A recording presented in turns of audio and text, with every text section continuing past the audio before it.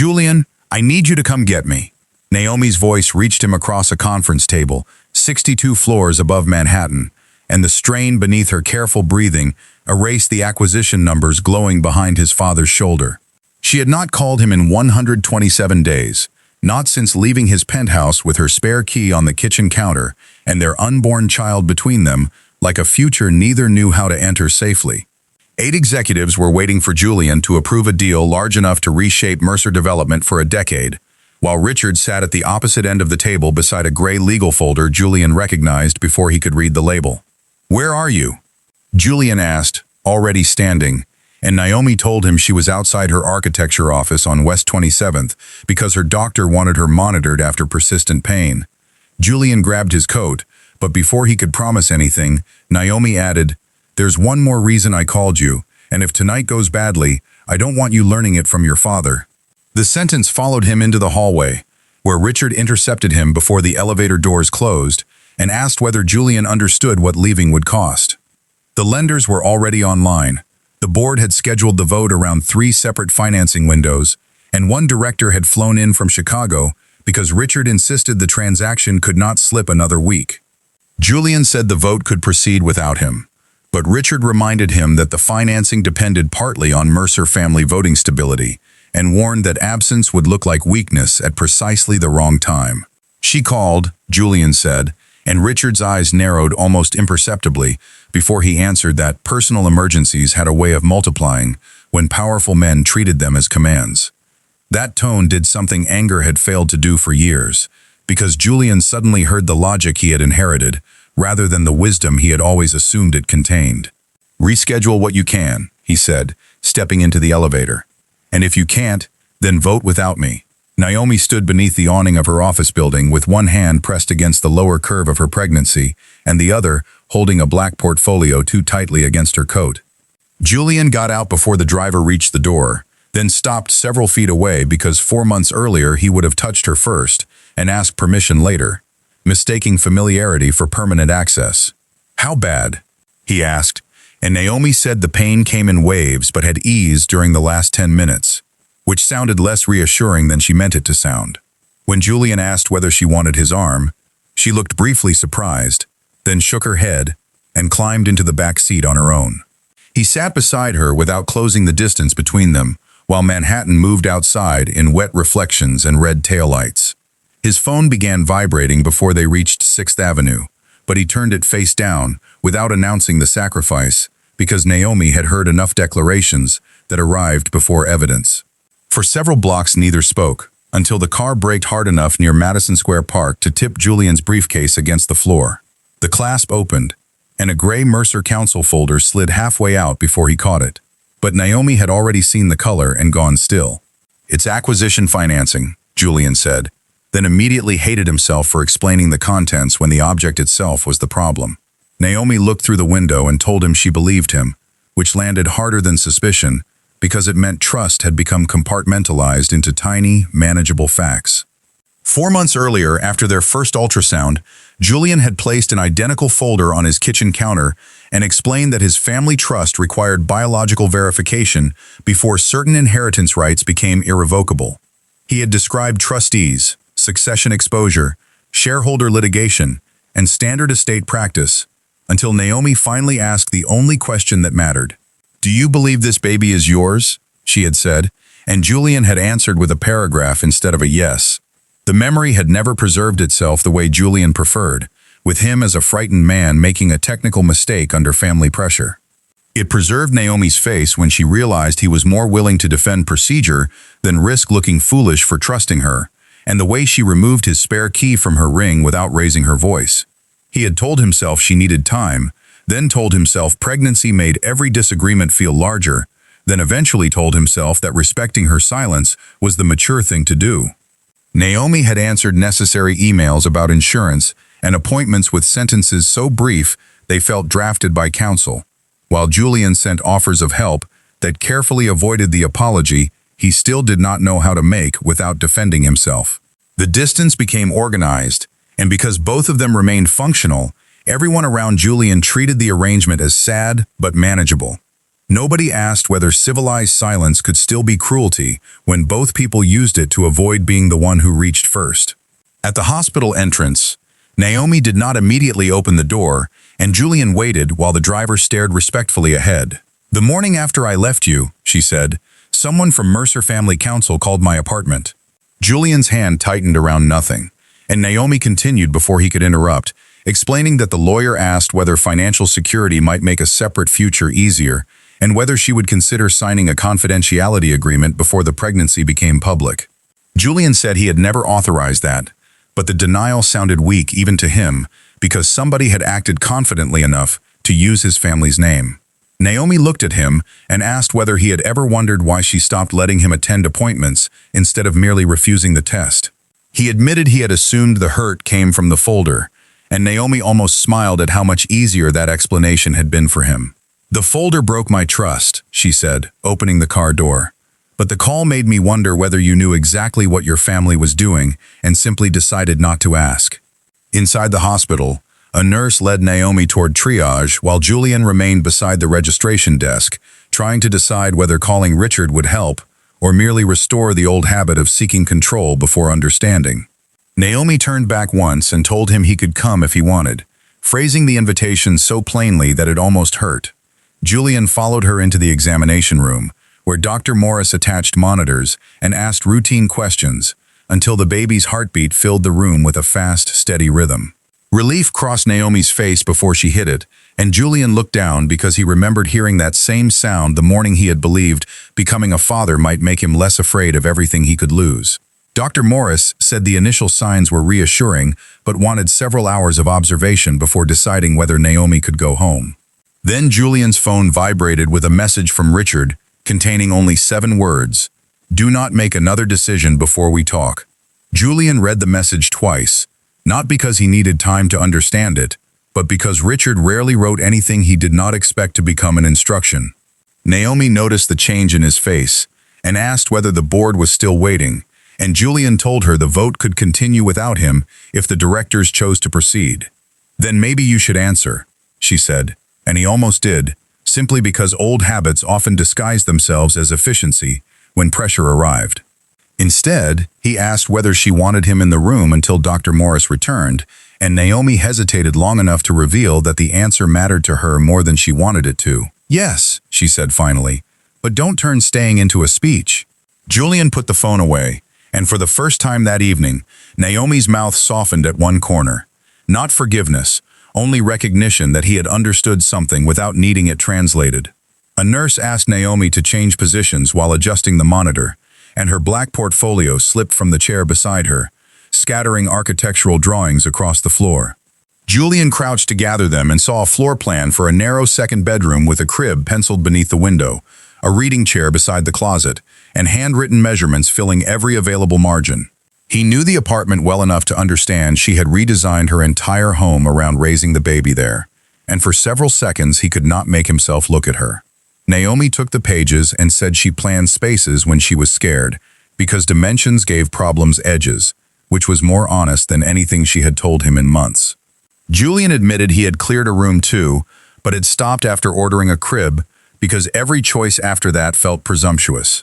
"You could have told me," Naomi said, and he answered that he had not known whether telling her would sound like preparation or pressure. She glanced at him and replied, "Sometimes you use uncertainty like a reason to do nothing." The comment stayed between them because Julian knew she was right, although not completely in the way she intended. He had spent 4 months afraid that any move would confirm Naomi's belief that he expected money, lawyers, or persistence to erase what he had done, so he had chosen careful inaction and called it respect. Naomi had made the opposite mistake, turning distance into proof that she could not be controlled while quietly checking whether he would keep reaching for her anyway. Neither said that aloud because they were still close enough to the wound for analysis to become another kind of defense. Dr. Morris returned, reviewed the monitor, and explained that the pain appeared related to uterine irritability rather than active labor, which meant Naomi could likely go home later if nothing changed. She recommended reduced work, hydration, fewer late nights at the office, and someone staying with Naomi until morning. Naomi said Tessa could come after her flight landed, even though both of them knew Tessa was still in Boston until the following afternoon. Julian did not expose the lie, but Naomi caught him noticing and became irritated before he spoke. "I can stay by myself," she said, and Julian answered that he knew, which was the wrong answer because it sounded like indifference after months of appearing cautious. Naomi turned toward him and asked why every conversation with him had to become either control or retreat, as if there were no ordinary place between the two. Julian started to explain, stopped, and said he did not know yet, which surprised them both because ignorance was not a position he occupied easily. "Do you want me to stay tonight?" he asked. Naomi looked at the monitor, then at his coat hanging beside the door and said, "I want you to offer without making me responsible for what it costs you." Julian nodded, realizing she had just named something he had done throughout their relationship. Turning sacrifice into an invisible invoice, the other person eventually felt obligated to pay. His phone vibrated again, this time with a call from Richard, and Julian stepped into the hallway only after Naomi told him she was fine for a few minutes. Richard began with the acquisition, saying 2 lenders were threatening to revise terms if the vote moved, but Julian interrupted and asked whether Mercer Counsel had contacted Naomi the morning after she left. Silence replaced whatever answer Richard had prepared, and Julian heard office noise faintly on the other end before a door closed. Richard said they should discuss the matter privately because legal outreach had been appropriate under the circumstances, which was not the denial Julian had still hoped to hear.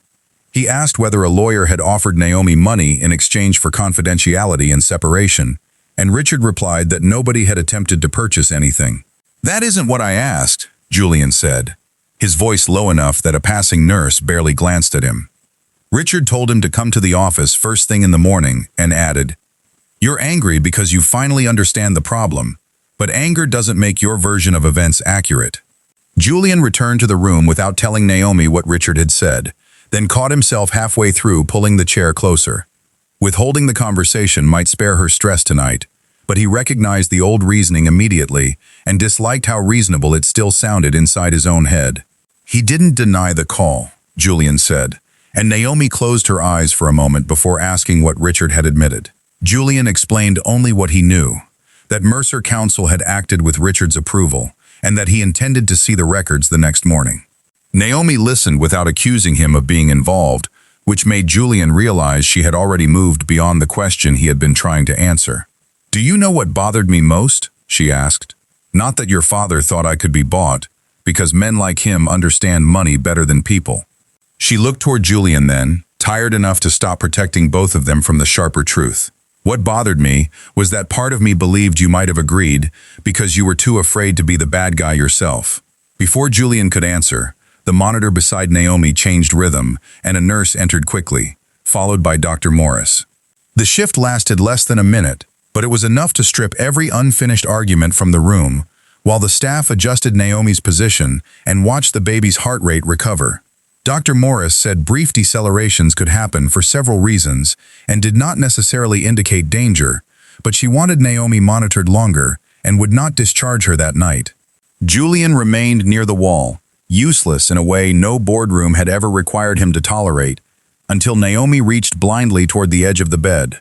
He stepped closer and gave her his hand without speaking, and she held it until the monitor settled into a steady rhythm again. Only then did Julian understand how little either of them knew about what could still be lost before morning. Naomi eventually slept, or came close enough that Julian stopped watching whether her eyes were fully closed, while he sat beneath fluorescent light and read every message from the board without answering. The acquisition vote had been postponed. One lender wanted additional governance assurances, and Richard had already told the directors that Julian's absence involved a family medical matter requiring discretion. Nothing in the messages looked catastrophic, which made Julian suspicious of how urgently Richard had tried to keep him in the room. Around 4 in the morning, Naomi woke and found him staring at the dark window instead of his phone, then asked whether he was planning to leave before breakfast. Julian said no, though he needed to meet Richard once she was stable and Dr. Morris had given clear instructions. Naomi nodded and asked him to do one thing she had never asked before. "Don't protect me from whatever you find, because you think I've had enough." Julian agreed, and this time the promise felt dangerous, because keeping it might cost more than staying beside a hospital bed. Richard was waiting in Julian's office shortly after 9, with 2 gray folders and a pot of coffee nobody touched. He opened the first folder without ceremony and showed Julian the engagement letter authorizing Mercer Family Council to evaluate potential claims involving the pregnancy, the trust, and any future public dispute. Richard had signed it the morning after Naomi left, hours before the lawyer called her, and the attached notes recorded an offer of financial support contingent on confidentiality and a waiver of claims against certain family entities. Julian read the language twice and asked why Richard had acted without consulting him. Richard answered that Julian had already approved biological verification, which meant the family needed to prepare for every outcome, including the possibility that Naomi would use public pressure to avoid it. "Did she ever threaten anything?" Julian asked. Richard said she had not, but waiting for a threat would have been irresponsible. Julian wanted to call the answer cruelty because that would make Richard easier to separate from himself, but the documents refused to grant him that convenience. Julian had been copied on an internal legal memo 2 days after the call, not the settlement offer itself, but a summary stating that counsel had made preliminary contact regarding voluntary resolution. He remembered receiving the email during a week when Naomi would not take his calls and deleting it after assuming the lawyers were handling routine trust administration. Richard pointed at the line and told him the truth. Julian least wanted to hear. "You weren't kept completely in the dark. You saw enough to ask questions and chose not to." The accusation worked because Julian could not honestly deny it. He had not ordered the call, but he had benefited from believing whatever the lawyers were doing belonged to a category called legal, where moral responsibility became conveniently difficult to locate. The second folder contained the current acquisition financing, and Richard explained why the two matters had become connected. Julian's family trust still included a verification clause affecting succession rights, but removing it immediately would require transferring a portion of Julian's voting control to independent trustees, which could trigger renegotiation of lender protections tied to Mercer family ownership. Richard had told the lenders months earlier that Julian's voting block would remain stable through closing, so changing the trust now would threaten financing and expose the company to delay costs. "This is why adults don't rewrite estate structures because they feel guilty," Richard said. And Julian almost reacted before noticing how desperately his father needed the problem to remain technical. Julian asked why the financing had been built around his personal trust instead of broader governance protections, and Richard said the structure had been faster. There it was, the same logic Julian had used with Naomi repeatedly. Uncertainty was expensive, control was efficient, and whatever human cost followed could be explained later.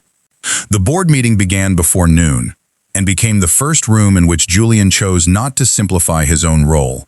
He disclosed that his trust contained a succession provision he intended to remove, explained that doing so could reduce his voting control, and admitted the financing structure had been approved partly on assumptions he should have challenged earlier. One independent director asked why a private family matter had suddenly become urgent enough to jeopardize a transaction involving thousands of employees and contractors. Julian answered that it was not sudden, only newly impossible for him to ignore, which earned him neither sympathy nor immediate respect. The chief financial officer estimated millions in potential fees if closing slipped, while another director warned that sellers might simply walk. Julian said the board should decide based on accurate governance facts rather than preserve a deal by pretending a change was not coming. By the end of 3 hours, the board removed Julian from direct leadership of the acquisition, while an independent committee reviewed the financing structure, then authorized Richard to negotiate temporary extensions with the lenders. Julian accepted the decision because anything else would have turned accountability into theater, although the loss landed harder once he was alone in the hallway and realized how much of the transaction carried his work. He had spent 14 months assembling the deal, defending it against competitors, convincing skeptical directors, and promising his team that the closing would justify every weekend they had sacrificed. None of those people had harmed Naomi, yet they might now pay for a failure that began inside Julian's private life and spread because he had allowed governance shortcuts to make that life professionally relevant. For the first time, doing the right thing did not feel cleansing. It felt late, expensive, and unfair to people who had no part in the original harm. He called Naomi from the back seat of his car because she had made him promise not to protect her from the truth. She listened while he explained the legal memo he had ignored. the trust structure, and the board's decision to remove him from the acquisition, then remained silent long enough that Julian wondered whether the call had dropped. "So you knew something had happened," she said finally. Julian corrected her, because accuracy mattered even when it made him look worse, admitting he had known counsel contacted her, but had never asked what voluntary resolution meant. Naomi's voice changed, not louder, simply flatter. "You told me last night you didn't know." Julian said he had believed that was true when he said it. Naomi replied, "Believing the cleanest version because you never opened the dirty part isn't the same as not knowing." Julian had expected anger, but what followed was worse, because Naomi sounded tired rather than wounded. She told him she needed time before seeing him again, not because he had personally ordered Richard to offer money, but because he had just confirmed the fear she had carried for 4 months. When truth became inconvenient, Julian sometimes stopped one question before responsibility. He started to apologize, then heard how quickly the apology was becoming an explanation, and stopped. Naomi said Dr. Morris had discharged her with strict instructions, and Tessa was already on her way from the airport, so he did not need to come. "I thought last night changed something," Julian said before he could stop himself. Naomi answered quietly, "It did. That's why this hurts more now." For the next 10 days, Naomi answered Julian only when the subject involved the pregnancy, and he did not try to force the conversation beyond what she offered. The restraint felt less noble this time because he understood exactly what it cost him, yet he also understood that showing up repeatedly after being asked for space would merely convert remorse into another demand. He sent her the legal records concerning Richard's outreach, including the memo he had failed to read carefully, without highlighting passages that might make him look better. Naomi read everything late one evening at her kitchen table and discovered no secret order from Julian, no hidden payment, and no conspiracy large enough to turn him into an obvious villain. What she found was smaller and harder to forgive. A man accustomed to institutions handling uncomfortable details, whose trust in those institutions had allowed him not to notice when they were treating the woman he loved as exposure. She closed the file angry at him, and equally angry that the truth remained complicated enough to leave room for love. The corporate problem became worse during the same week, because the sellers rejected Richard's request for a delay and demanded revised guarantees before extending the acquisition deadline.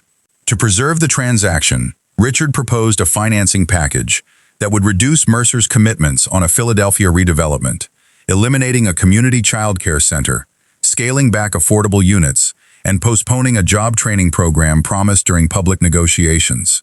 The changes would save enough capital to satisfy lenders, and Richard argued that every promise could be restored later once the acquisition generated additional cash.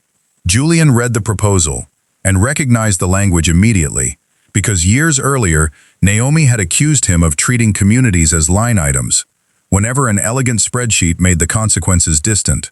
He had defended himself then, insisting numbers were not immoral merely because people disliked their implications. Now the choice arrived without Naomi in the room and without any chance to impress her, which meant whatever Julian decided would belong entirely to him. At the board meeting, Richard presented the revised plan as disciplined risk management and reminded everyone that abandoning the acquisition would cost millions, while preserving it could increase company value significantly within 2 years. Julian asked whether Philadelphia officials and neighborhood representatives had been told the commitments were being reduced, and the development director admitted they had not, because negotiations were considered confidential until board approval. Richard said disclosure would come at the appropriate stage, but Julian heard the phrase the way Naomi must have heard his trust explanations months earlier. "We promised those facilities when people gave us support," he said. Richard replied that companies adjusted plans constantly and accused Julian of confusing moral discomfort with fiduciary judgment.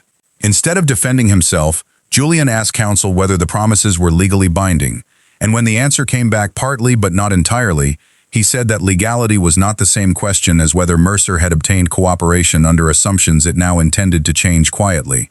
The vote fractured the board, and Julian's opposition prevented Richard from claiming unanimous support, but did not stop the revised plan immediately. One independent trustee requested a 48-hour review of the community agreements, during which the sellers refused another extension and terminated negotiations with Mercer. The failed acquisition cost the company several $1 million in fees, sent its share price down sharply for 2 trading days, and produced enough business coverage that Julian's leadership became a public question. Richard blamed him privately and said he had sacrificed a major transaction because Naomi had taught him to distrust every compromise involving money. Julian told him Naomi had not known about the vote, which Richard dismissed as irrelevant because influence did not require instruction. "You're still making this about her," Julian said. "I signed those Philadelphia promises before I ever lost her, and I should be able to recognize my own name." That night, Julian went home angry, not purified, and for once allowed himself to remain angry without converting the emotion into a lesson. He poured a drink, left it untouched, opened the unfinished nursery, then sat on the floor beside the boxed crib because every expensive room in the penthouse suddenly felt designed for a man who had mastered having space without knowing what belonged inside it. The next morning he called Richard and told him they would communicate only through ordinary executive channels until both could speak without using the company as leverage in a family argument. Richard replied that Julian was becoming sentimental at the exact age when leadership required hardness, and Julian answered more sharply than he intended. "No, I'm becoming tired of cleaning up decisions we call hard, because admitting fear would embarrass us." He regretted the sentence almost immediately, because it sounded too polished for how exhausted he felt, then laughed alone when he realized he was still trying to win conversations, even when nobody was there to score them. Naomi learned about the acquisition collapse from the news before Julian had a chance to tell her, then heard from a colleague that Mercer's Philadelphia commitments had apparently been at the center of the internal dispute. She called Julian that evening and asked whether he had killed a billion-dollar deal because of something she once said about affordable housing. He gave a tired laugh and told her the deal was smaller than the headline implied, then said no. He had opposed the financing because the company had made commitments it planned to change before notifying the people affected. Naomi asked whether he expected her to admire him, and Julian answered too quickly, "God, no," which made her laugh despite herself. The sound changed the conversation more than any apology could have. She said she was still angry about the legal memo, and Julian told her she should be, because he was angry about it too, especially at himself. "That doesn't fix it," Naomi said. "I know," he answered. "I'm not trying to finish this tonight." 2 weeks later, Dr. Morris scheduled another monitoring visit after Naomi's blood pressure rose enough to concern her, but not enough to require hospitalization.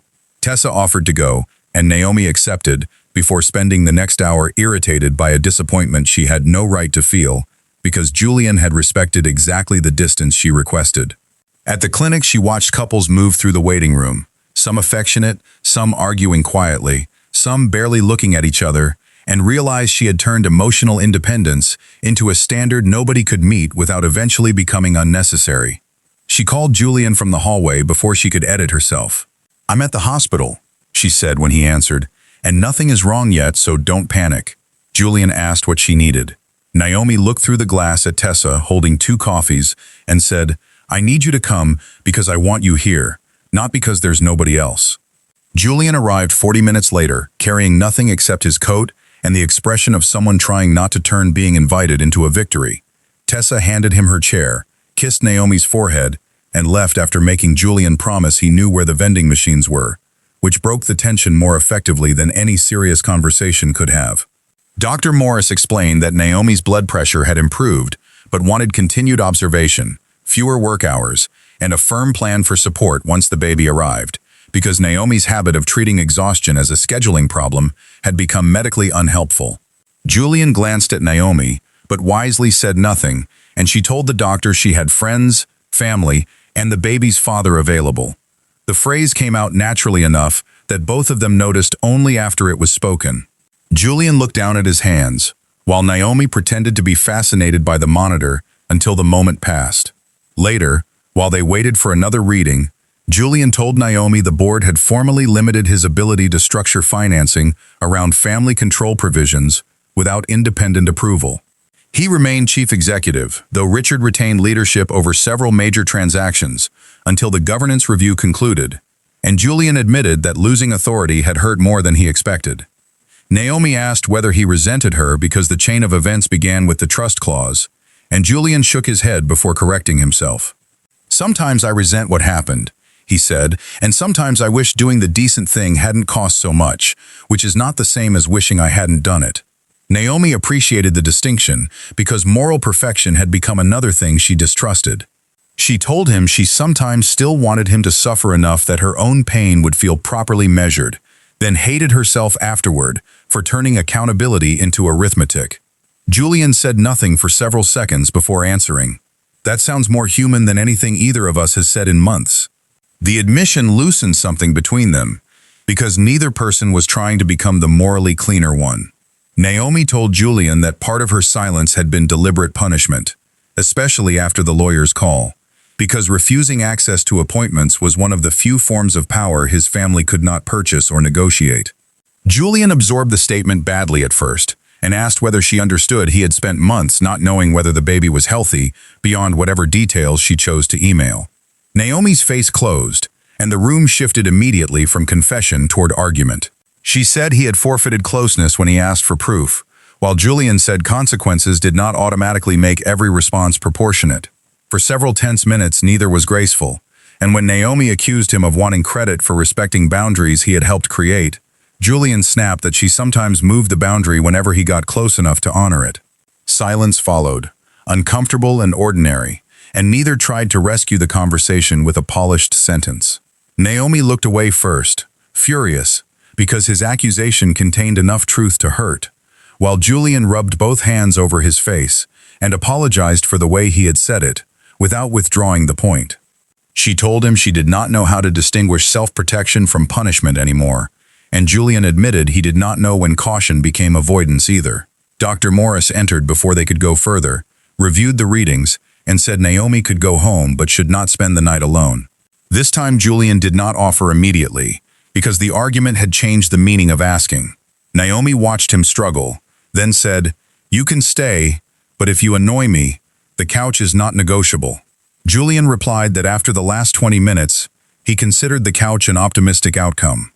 At Naomi's apartment, Julian assembled the crib they had both avoided finishing, while she sat on the nursery floor reading the instructions and laughing whenever he ignored a diagram before discovering why it existed. They argued about wall anchors, discovered one panel had been installed backward, and ordered Thai food when neither had the patience to cook. Nothing about the evening resembled reconciliation until Naomi fell asleep on the sofa and woke an hour later to find Julian sitting nearby with his laptop closed instead of working. She asked whether something was wrong, and he said Richard had requested a meeting because the independent trustees wanted one final change to Julian's personal trust before the baby was born. Naomi stiffened automatically, but Julian gave her the entire document rather than interpreting it first. A surviving discretionary clause allowed biological verification if parentage were formally disputed before certain distributions. Language narrow enough that counsel called it harmless, but familiar enough that Naomi felt the old wound reopen.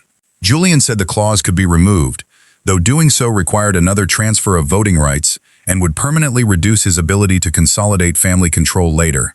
Naomi stared at him, exhausted by the idea that the same question had found another legal doorway after everything they had survived. "What are you going to do?" she asked. Julian answered that he had already instructed counsel to remove it, then saw her expression change and realized he had repeated a subtler version of the same mistake. "You decided before telling me," Naomi said. He argued that the decision affected his trust, not her body, which was legally true and emotionally disastrous. Naomi stood, anger rising faster than either expected, and told him the problem had never been whether he chose the right clause. "You still keep deciding what the conversation is allowed to be before I enter it." Julian started to defend himself, then stopped because she was right about the process, even if he still believed the decision itself was his to make. Naomi said she did not want the clause preserved, but she wanted to know whether removing it was his choice. Guilt, fear of losing her, or another transaction designed to prove he had changed. Julian answered too quickly that it was obviously his choice, and Naomi asked why he sounded defensive if he was certain. The argument lasted nearly an hour, ending without resolution when Naomi told him to take the couch because they were both too tired to keep injuring each other intelligently. Julian lay awake in the dark, listening to pipes hum inside the old building, while Naomi stared at the ceiling in her bedroom and wondered whether love could survive two people becoming more honest before either had become easier to live with. Just before dawn, her water broke. Naomi reached the living room doorway with one hand against the wall and said Julian's name only once before he was awake. Whatever remained from the argument disappeared beneath practical urgency as he called Dr. Morris, grabbed the hospital bag Naomi had packed 3 weeks earlier, and resisted asking 12 questions when 3 were enough. In the car, Naomi gripped his hand through contractions and cursed every pothole in Manhattan, while Julian discovered that fear became almost manageable when there was something useful to do with it. The labor lasted hours longer than either expected, exhausting enough that neither remembered the exact sequence afterward, only fragments of nurses changing shifts, ice chips melting untouched, Naomi threatening to fire a blood pressure cuff, and Julian being ordered twice to stop hovering near equipment. Shortly after sunrise, their daughter arrived healthy, furious, and louder than anything either parent had prepared to hear. Julian cried before he noticed he was crying, which Naomi found so unexpectedly ordinary that she laughed until exhaustion turned the sound into tears of her own. They named her Maya 2 days later, because Naomi liked the name and Julian wanted to wait overnight before agreeing. An act of caution so small it would once have irritated her. This time she understood the difference between control and consideration, because he did not delay her answer, only his own. Richard came to the hospital that afternoon without flowers, lawyers, or the expensive gifts Naomi had expected him to use as emotional camouflage. He asked whether he could stay for 5 minutes, then admitted directly that the settlement outreach had been his decision and that he had treated uncertainty about the family as justification for reducing Naomi to a financial risk. Naomi listened without comforting him and said that if he wanted a relationship with Maya, he would ask rather than assume and never use Julian as an intermediary to pressure her. Richard looked toward his son by reflex, caught himself, and answered Naomi instead. "All right," he said, the simplicity making the apology feel more credible than eloquence would have. Julian signed the acknowledgement of parentage that afternoon, then asked Elena, the independent attorney handling his trust, to return the remaining amendment to him unsigned. Naomi looked at him sharply because she assumed he was reconsidering removal of the verification clause, but Julian said he wanted 24 hours before finalizing anything. "Yesterday, I made the decision before we finished the conversation," he told her, "and you were right about that."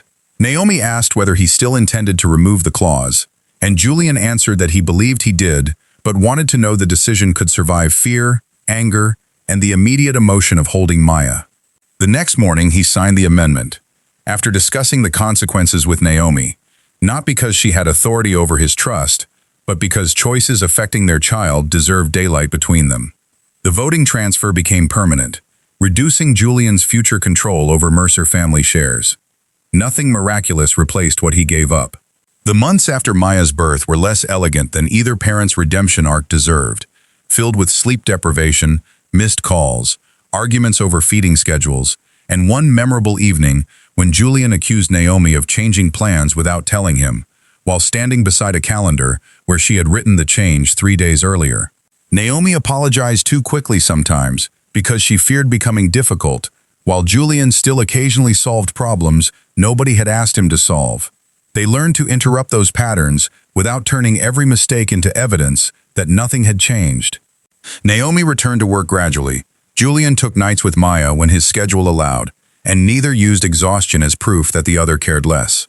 Their relationship resumed before either formally named it, first through dinners, then weekends, then a quiet admission that they had stopped wondering whether they were dating and started wondering how long they could avoid discussing it. Mercer Development eventually rebuilt the Philadelphia project through a smaller financing consortium that preserved the community commitments but required the company to sell 2 non-core assets and accept lower margins. The failed acquisition was never recovered, and Julian's authority remained more constrained than before, which mattered because consequences lose meaning when every sacrifice secretly becomes an upgrade. Richard resisted the governance reforms until 2 independent directors threatened to resign, then accepted rules preventing family trust arrangements from serving as hidden financing dependencies again. His relationship with Julian remained strained for months, sometimes improving and sometimes collapsing into old habits, while his bond with Maya developed more quietly through scheduled visits and a wooden toy he spent nearly an hour assembling badly on Naomi's apartment floor. One afternoon, he admitted that he had spent decades believing his own divorce justified preventing uncertainty at any cost. Naomi replied that explanations mattered most when people stopped using them as permission. Almost a year after the first hospital call, Julian and Naomi toured a Brooklyn brownstone with wide front windows, a narrow kitchen, and a backyard just large enough for Maya to someday ruin with toys. Julian disliked the plumbing, Naomi disliked his commentary about the plumbing, and the real estate agent wisely left them alone upstairs. Standing in an empty bedroom, Julian asked whether Naomi could imagine living there, then immediately clarified that he meant the house, and not an implied proposal. She laughed, not because the clarification was necessary, but because a year earlier, he would have assumed the next step should be optimized before she had decided whether she wanted it. Naomi said she could imagine the house, the commute, Maya's shoes by the stairs, arguments in the kitchen, and ordinary mornings when neither of them felt particularly transformed. Julian asked whether she could imagine him there too. Most days, she said, and his laugh made the answer feel more intimate than certainty. They bought the house together and lived in it for nearly a year before marriage became a conversation rather than an objective. Julian proposed in the backyard after dinner, without photographers, family, or a ring hidden inside anything expensive. And Naomi made him wait through a full minute of silence because she wanted to hear her own answer before seeing his reaction. They married the following spring beneath a magnolia tree with fewer than 30 guests, while Maya attempted to remove one shoe during the vows and Richard quietly put it back on her foot. In Julian's study, Naomi later framed the first Brooklyn housing plan they had ever argued over, where years earlier she had crossed out his proposed cuts and written in red ink, "People have to live inside the decisions you make." Julian kept it because the sentence had outlived the argument that produced it. Years later, when people asked which moment changed their family, neither chose the birth, the wedding, the failed acquisition, or the trust amendment. Julian remembered standing in a hospital hallway and realizing he had ignored a truth because nobody forced him to look more closely, while Naomi remembered the night she admitted that boundaries could become punishment when pain was allowed to set every rule. Neither lesson made them permanently wise, and neither erased what had happened before Maya was born. They still hurt each other sometimes, still misunderstood motives, still needed apologies that arrived after sleep rather than during the argument itself. What changed was less dramatic and more difficult. They stopped treating fear as evidence that control was necessary, and they stopped treating independence as proof that love should require nothing. In the life they built afterward, trust was never a document, a promise, or a feeling they could preserve once and for all. It was simply the decision to keep telling the truth before silence made the choice for them.